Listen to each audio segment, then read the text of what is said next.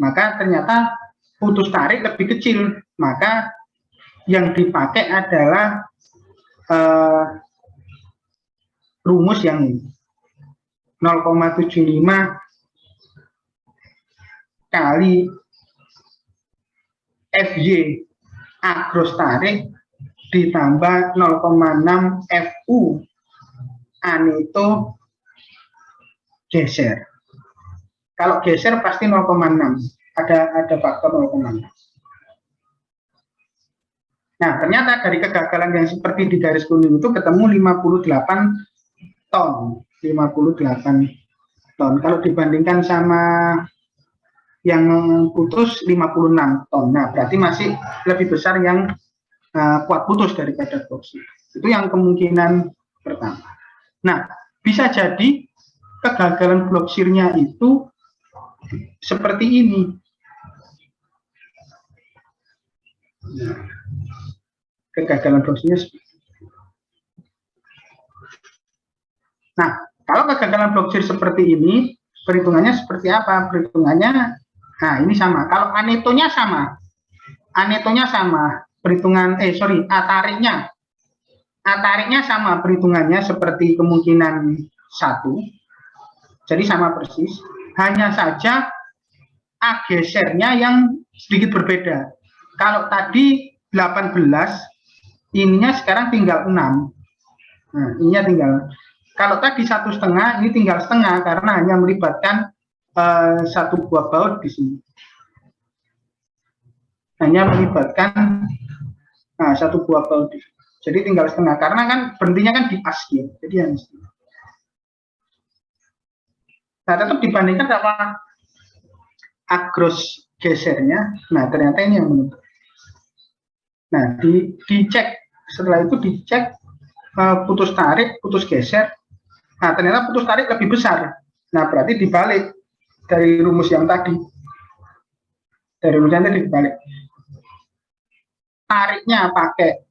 Tariknya pakai FU, gesernya pakai FY. Nah, ketemu 54 ton. Nah, jadi ini 54 ton dibandingkan dengan yang atas tadi 58, yang kuat putus 56, yang kuat lelet 73. Nah, jadi yang dipakai ini. Oh ya, ini dikalikan suatu faktor ya. Jadi kalau ini dikalikan suatu faktor yang ini 32 ini. 3/2. Kenapa? Karena kegagalan kita ini hanya melibatkan 2 buah baut. Nah, hanya melibatkan 2 buah baut. Padahal harusnya ada 3. Ada 3 buah baut.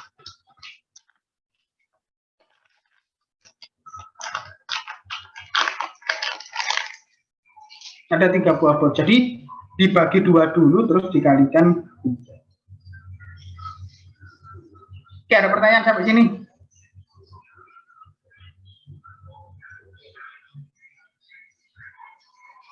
Tidak ada? Kalau tidak ada, kita diskusi untuk kuis dulu ya. Kalau kuis rencananya, kalau saya sih pengennya hari Kamis ya, karena masih online. Saya juga Kamis itu pas ada rapat di sebagai narasumber ya di luar kampus, jadi tidak bisa ngajar. Atau Selasa. Kalau Selasa ada kemungkinan offline. Nggak tahu nanti ITS gimana. Mau gimana? Halo?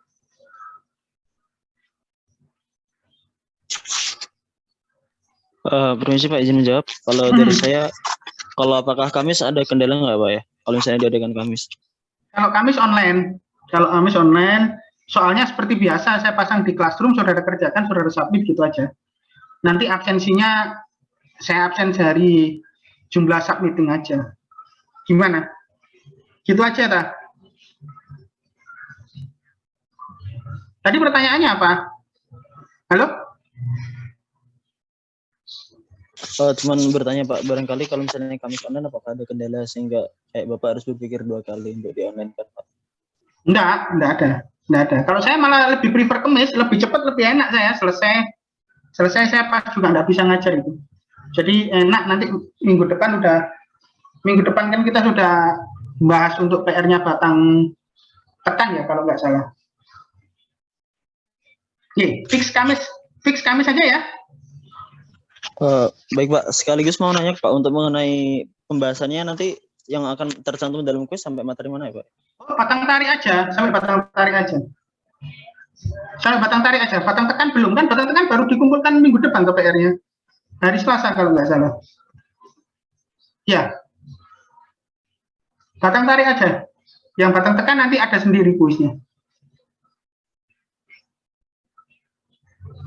Oke. Gitu ya. Ya Pak, baik terima kasih Pak atas konfirmasinya Pak. Ya, siap. Oke, ada lagi?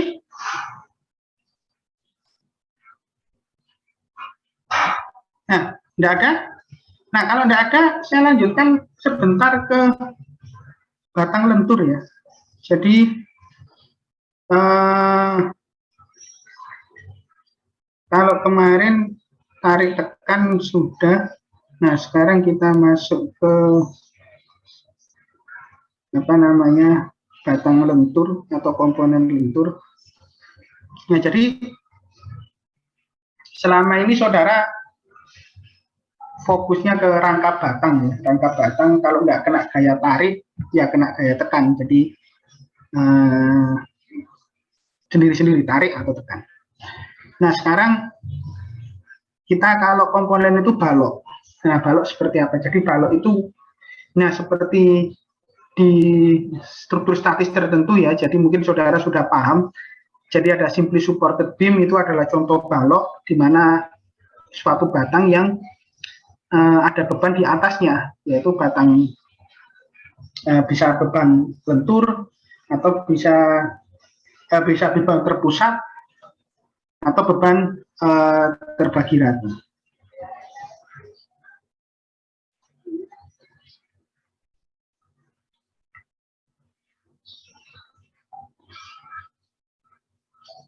Nah, jadi kalau batang tekan atau tarik itu seperti ini, kena gaya tekan. Nah, ini batang tekan. Kalau batang tarik arah gayanya seperti. Nah, kalau untuk komponen lentur, nah ini gayanya bisa, kalau tadi searah sumbu batang gayanya, tapi kalau lentur ini yang namanya sumbu batang, jadi ini batangnya ke sini. Nah, lentur itu gayanya adalah yang tegak lurus sumbu batang. Bisa terpusat, bisa terbagi rata. Jadi kalau tarik atau tekan itu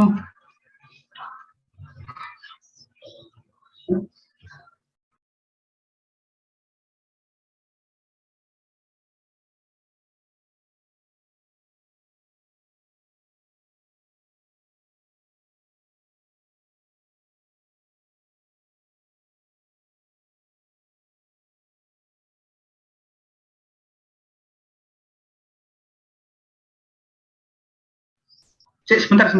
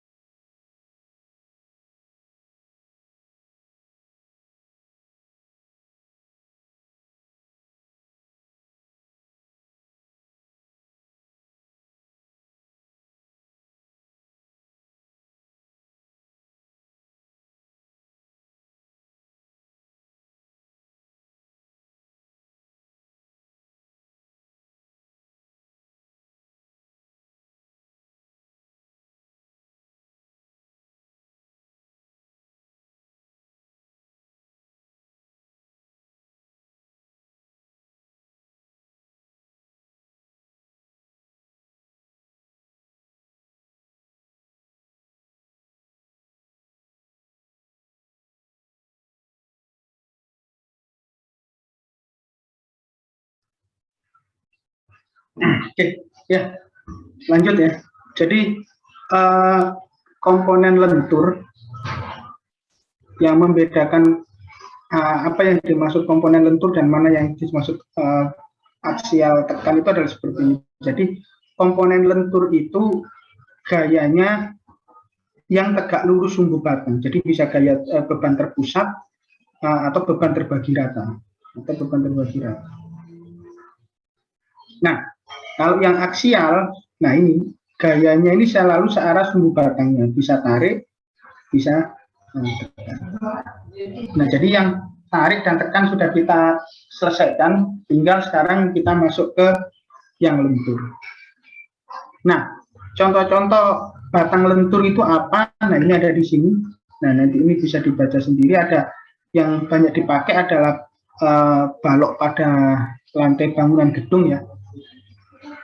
Ini atau lintel, balok pada dinding, atau girder pada jembatan, atau juga hoarding. Nah, ini adalah contoh-contoh dari batang lentur. Contoh-contoh dari batang lentur.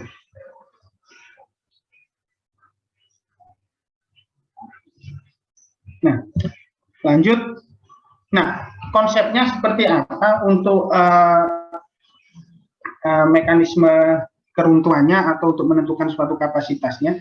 Nah, untuk penentuan suatu kapasitas batang itu ditentukan dari mekanisme kegagalan dia. Jadi kegagalan dia itu sampai seberapa. Nah, ketika dia mencapai kegagalan itu, maka kapasitasnya adalah berada di titik tersebut. Jadi karena tidak mungkin melebihi dari kemampuannya itu karena dia sudah gagal.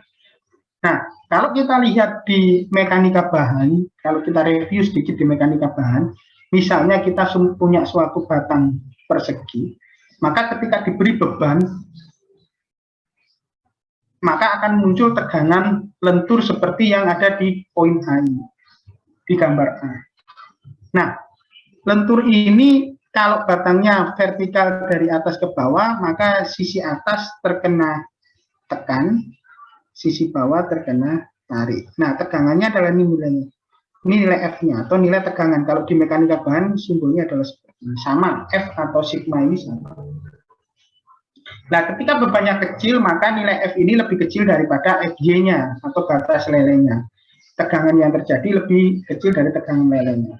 Tapi kalau beban vertikal ini kita tingkatkan secara terus-menerus, secara bertahap dan terus-menerus, bertingkat, maka suatu saat F yang terjadi ini akan sama dengan FY-nya, terutama di serat yang paling atas atau yang serat paling bawah. Jadi kondisi yang paling menderita itu di suatu penampang adalah serat yang paling atas dan juga serat yang paling bawah atau sisi paling atas dan sisi yang paling bawah. Kalau bebannya vertikal dari atas ke bawah, maka serat yang paling atas mengalami tegangan tekan, dan serat yang paling bawah mengalami tegangan tarik. Nah, terus di titik tertentu sampai FY di serat atas dan juga serat bawah. Nah, kalau sudah sampai titik ini, kalau bebannya diteruskan, jatuhnya seperti apa? Nah, karena di atas ini sudah leleh, maka asumsinya titik atas ini sudah tidak bisa leleh lagi. Dia akan sudah sampai batasnya. Ini juga sampai batasnya. Nah, kalau beban ini diteruskan lagi, maka lelehnya ini turun ke serat yang di bawahnya. Atau kalau yang di sisi bawah, tuh naik ke serat yang di atasnya. Jadi yang asalnya F-nya ini sekian, dia bertambah dia. Dia bertambah sehingga sama dengan FY-nya. Nah, ini terus sampai nanti akan seperti ini. Nah, terus lagi sampai nanti akan seperti ini. Nah, akhirnya kalau kita teruskan, maka ketemu yang namanya kondisi plastis atau yang seperti di poin D ini. Nah, poin D ini semua penampang mengalami kelelehan. Nah, inilah yang namanya kondisi plastis. Nah, penjelasannya ada di sini.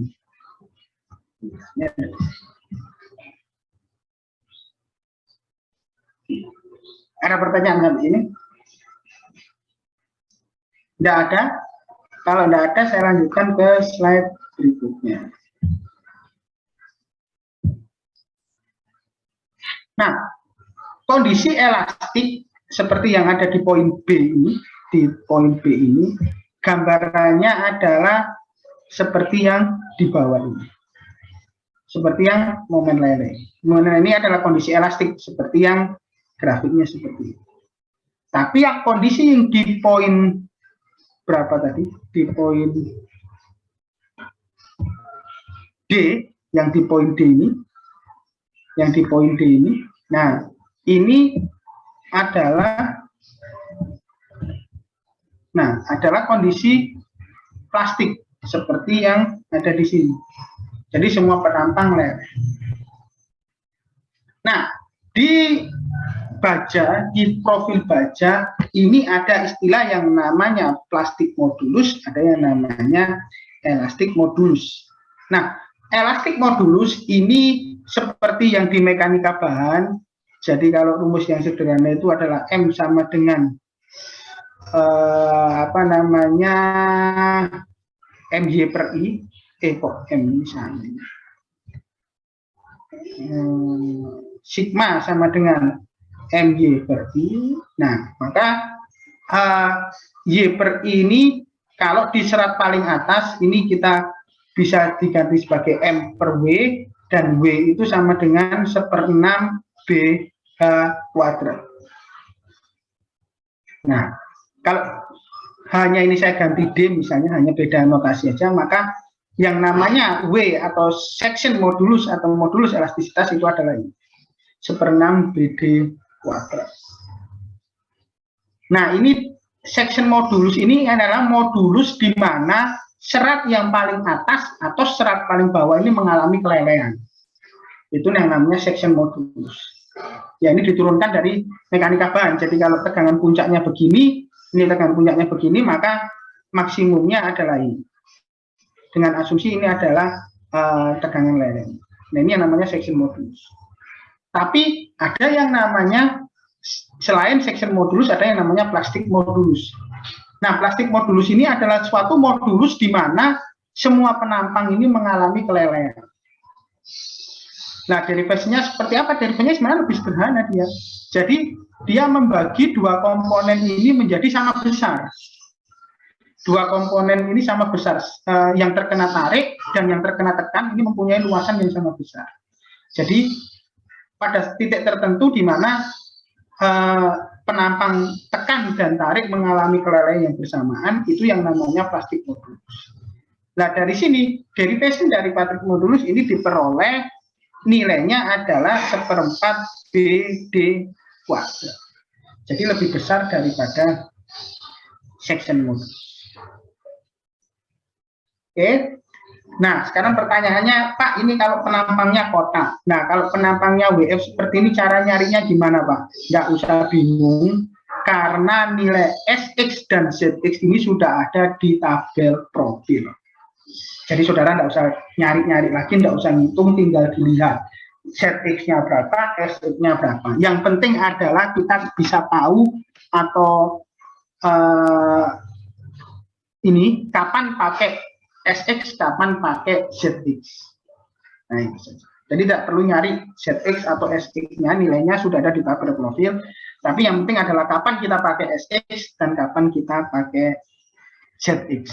Nah, jadi kalau SX itu adalah momen leleh di serat atas bawah, tapi kalau ZX itu adalah momen plastik di mana seluruh penampang itu mengalami plastik atau mengalami leleh. Jadi kalau momen leleh ini hanya serat atas dan serat bawahnya saja. Tapi kalau momen plastik itu semua penampang mengalami kelelehan. Ada pertanyaan sampai sini? Nggak ada. Saya lanjutkan. Nah, ini. Nah, ini kalau kita bicara batang baja ya, ini balik lagi ya. Jadi di mana-mana itu batang baja itu ya seperti ini. Nah, ini ada lentur beban terpusat di tengah bentang tegak lurus sumbu batang, maka menyebabkan lentur seperti yang di bawah ini. Serat atas terkena tekan, serat bawah terkena tarik. Nah, begitu kita bicara tekan, meskipun hanya serat atas ya, meskipun hanya serat atas di sini. Nah, ini kan berarti yang atas kena tekan. Nah, ini kan tekan. Nah, ini juga tekan. Nah, begitu kita bicara tekan di baja, maka kita pasti bicara buckling seperti batang tekan. Jadi ada fungsi panjang tekuk. Nah, panjang tekuk atau kalau di lentur itu adalah panjang pengaku lateral. Nah, pasti akhirnya muncul grafik seperti ini. Nah, karena tekuk itu merupakan fungsi panjang, semakin mudah menekuk, semakin pendek, maka dia semakin tidak mudah menekuk. Nah, akhirnya ada batas tertentu di mana ada yang namanya LP, yaitu adalah panjang pengaku plastik, panjang pengaku lateral di batas kondisi plastik. Jadi kalau pengaku lateralnya ini nilainya lebih kecil dari LP, maka semua penampang pasti mengalami plastik, tidak terjadi buckling, baik di sisi tekan maupun di sisi bawah, sisi tekan maupun sisi tarik. Tapi kalau pengaku lateralnya itu lebih besar dari LP, maka pasti akan terjadi buckling. Nah, sampai titik tertentu, dia malah terjadi elastic buckling. Plastiknya tidak tercapai, lelenya tidak tercapai. Nah, begitu kita bicara tekan, pasti terkena buckling. Itu yang dibaca. Nah, penahan lateral ini seperti apa? Bentuknya adalah seperti ini. Jadi kalau ini adalah kita lihat dari samping ya, yang ini adalah yang sisi kiri ini adalah beban vertikal, kita lihat dari samping, deformasinya adalah seperti ini. Tapi yang di sisi kanan ini, kalau kita lihat dari atas. Nah, ini kalau kita lihat dari atas. Jadi, ini kita lihat dari atas, ada beban lentur misalnya. Nah, ini apalagi kalau kena tekan seperti ini ya, ada kombinasi lentur. Taruhlah mungkin tidak ada tekan, kita lentur aja. Nah, maka ada kemungkinan dia menekuk lateral seperti ini. Ya. Atau kalau misalnya saudara punya penggaris ya, itu kan kalau sebentar saya ilustrasikan. Nah, kalau saya punya penggaris seperti ini ya, nggak kelihatan. Nah, ini kan kalau nah, kalau ditekan atau sebentar.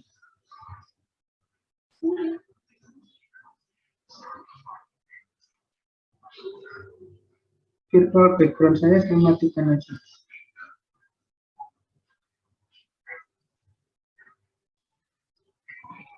Nah, saya punya penggaris seperti ini. Nah, ini kalau saya tekan dari atas ya, beban terpusat. Nah, maka untuk berdeformasi ke arah sini, ini kan susah kan? Nah, nggak mungkin dia deformasinya seperti ini malah kalau ada beban vertikal. Dia cenderung menekuk ke arah lateral karena antara vertikal sama tebalnya ini, tingginya ini dengan tebalnya tipis sekali. Jadi dia cenderung menekuk lateral seperti ini. Nah, ini ditahan dengan yang namanya pengaku lateral. Nah, pengaku lateral itu ini.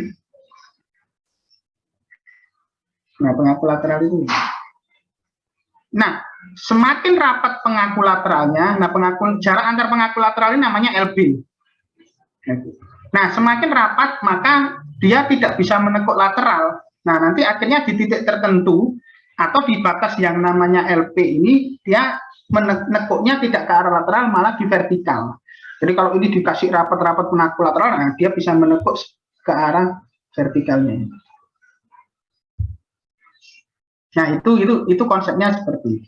Jadi di lentur nanti selain kita kontrol penampang, kita juga perlu kontrol panjang atau yang namanya lateral buckling. Jadi selain lokal buckling untuk penampangnya, kita juga perlu kontrol lateral buckling. Nah, ini rumusnya seperti ini. Nah, jadi ini adalah LP. Nah, ini ada batas yang namanya LP di sisi kiri ini ada batas yang namanya LP, ada batas yang namanya LR. Jadi nilai LP itu berapa, nilai LR itu berapa. Nah ini ada rumusnya. Ini tidak usah bingung, nanti di tabel profil juga sudah ada. Jadi saudara tidak perlu ngitung lagi LP ini berapa, LR ini berapa, di tabel profil juga sudah ada. Jadi saudara tinggal ngecek lateral bracing yang dipasang di profil saudara itu posisinya lebih kecil dari LP, antara LP dan LR, atau lebih besar dari LR. Hanya itu aja. Nah, nanti dari situ konsekuensi perhitungannya ada. Kalau lebih kecil dari LP pakai rumus apa, kalau antara LP dan LR pakai rumus apa, kalau lebih besar dari LR pakai rumus apa. Nah, LB itu nanti kita yang menentukan. Kita yang menentukan atau given dari soal. Nah, kontrolnya seperti apa? Nah, ini kontrol MN-nya. Jadi kemampuan momen nominal kita, kapasitas momen nominal kita ini ditentukan oleh ini. Jadi yang pertama adalah ZX kali FY. Jadi ZX tadi, FY-nya ini tadi adalah dari mutu profil kita. ZX juga fungsi penampang ada di tabel profil. Nanti tinggal dipakai. Ini yang pertama. Terus kita cek lagi MN akibat tekuk lateral atau torsi lateral. Nah, ini fungsi LB. Fungsi LB. Kalau LB lebih kecil dari LP, maka pakai ZX kali FY. Maka pakai ZX. Tidak berlaku ini berarti kita tidak perlu rumus ini. Kita balik ke ZX kali FY. Kalau antara LP dan LR pakai rumus ini. Kalau lebih kecil dari kalau lebih besar dari LR, nah nanti ada rumusnya.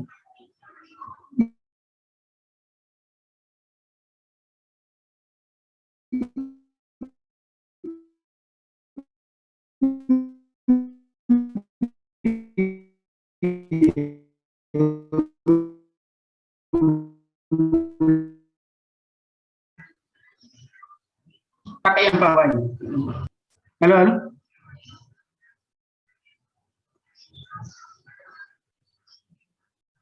Halo, sebentar ya, saya ada double meeting.